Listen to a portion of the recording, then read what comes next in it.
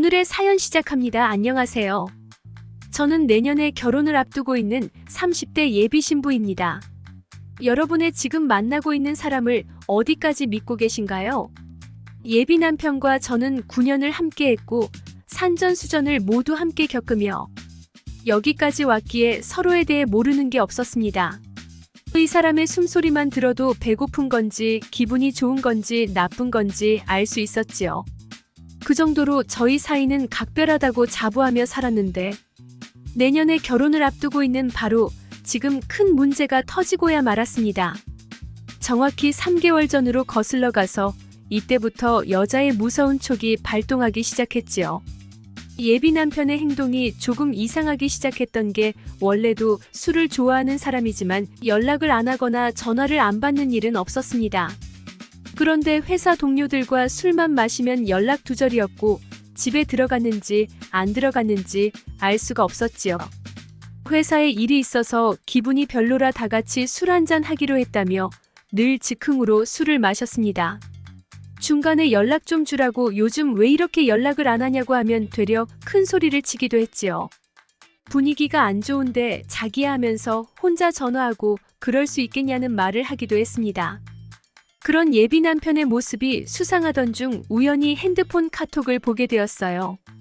일부러 본 것은 아니었고 예비 남편이 카톡을 하다가 배달을 받으러 나가면서 핸드폰을 그대로 두고 나갔습니다. 그때 동료 단톡방에 카톡이 계속 울리고 있었는데 미리 보기로 슬쩍 보니까 노래방을 가서 여자들과 그랬다는 내용이었지요.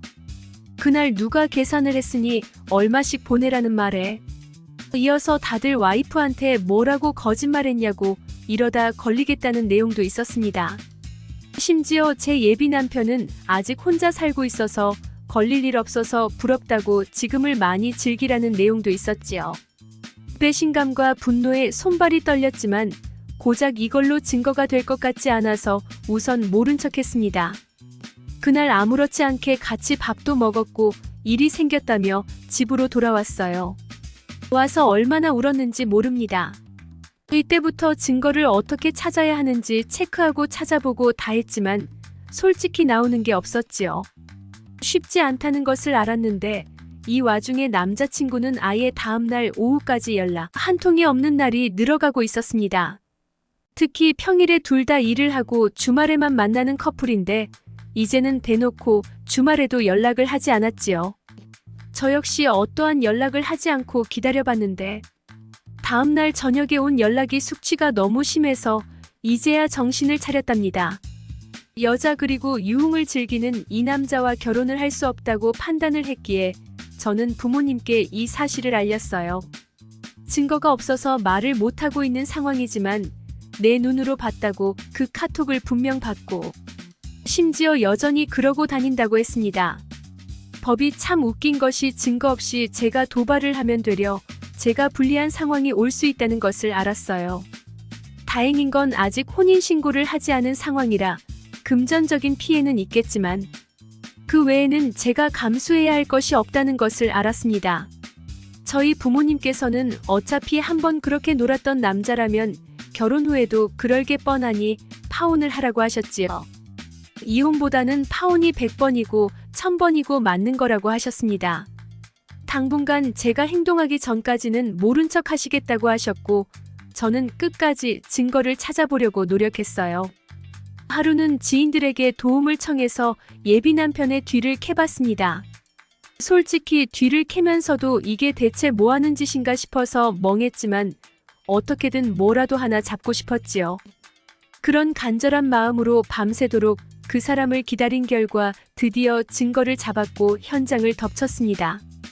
여자와 있던 예비 남편은 제가 등장하니 얼굴이 새파랗게 질렸고 당혹감을 감추질 못했지요. 저는 그런 예비 남편을 뒤로 하고 나왔습니다.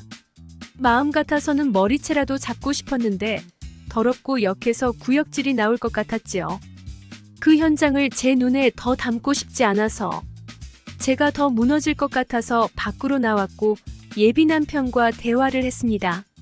잘못했다고 절대 2번은 이런 일 없을 거라고 했지만 저는 그 길로 그 늦은 시간에 예비 시댁으로 함께 갔어요. 예의를 갖추고 말고 할 것도 없었습니다. 현장에서 찍은 사진들을 보여주며 당신 아들이 이랬고 파혼하겠다고 말을 했더니 반응이 정말 놀라웠지요. 이게 뭐 어때서 그러냐고 하셨습니다. 엄연히 아직 부부도 아니고 남자가 결혼 전에 심란해서 한 번쯤 여자랑 놀 수도 있는 거지. 뭐 대단한 일이라고 이 시간에 왔냐고 하셨지요. 시어머니 당신도 여자이고 딸도 있으신 양반이 어떻게 저렇게 말씀을 하실까 싶어서 소름 끼쳤습니다. 이어 예비 시누이도 요즘 세상에 그렇게 안 노는 남자 없다고 너무 순진한 거 아니냐고 하더군요. 다른 남자를 만나봤자 다 똑같을 텐데 이미 신혼집에 식장에 다 일을 벌려놓고 파혼을 하겠다는 거냐고 그럼 저더러 책임지라고 합니다. 본인들은 이혼할 생각이 없는데 제가 이혼을 하자고 했으니 혼자 알아서 다 책임을 지라고 하는데 이게 대체 무슨 상황인가 싶었지요. 적어도 본인 자식이 잘못을 했으면 인정하고 사과를 할 줄 알아야 하는데 해도 너무하구나. 이 사람들이 과연 사람일까 싶었습니다. 너무 충격을 받은 저는 더 말할 것도 없이 다음날 바로 하나 둘씩 정리를 하기 시작했고 예비 남편에게 위약금 등등 청구를 했지요. 물론 저 사람에게 100% 부담을 하라고 하고 싶었지만 현실적으로 못할 걸 알았기에 일부는 저도 했습니다. 하루빨리 벗어나는 것이 목적이었기에 빨리빨리 정리를 하고 싶었지요. 그런데 예비 남편이 미친 것 같습니다. 제 지인들뿐 아니라 회사까지 찾아와서 청첩장을 돌리고 제 아내를 잘 부탁한다며 쇼를 하기 시작했지요. 요즘 결혼 준비하느라 많이 다퉈서 본인에게 삐져 있다고 좋은 말 많이 해주시라고 합니다. 심지어 저희 친정에도 찾아와서 뻔뻔하게 본인이 잘못한 것은 맞지만 위약금까지 물어내면서 이혼을 할 필요가 뭐가 있냐고 해요. 살다가 헤어지면 그만인데 우선 살자고 합니다. 본인은 죽어도 파혼할 생각이 없다고 만약 파혼을 할 거면 위약금이고 뭐고 알아서 다 해결을 하라고 하는데 도대체 어떻게 하면 좋을까요?